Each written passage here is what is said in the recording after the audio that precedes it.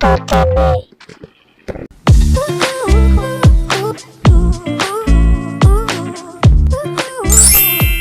Mga problema pag maliit na lang ang system memory ng cellphone natin.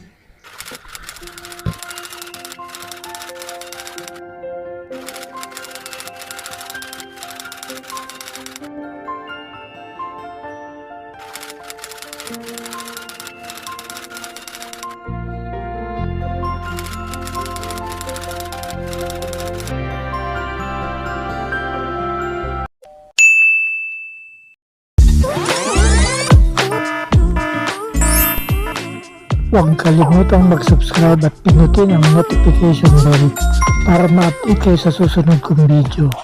Umpisahan na natin!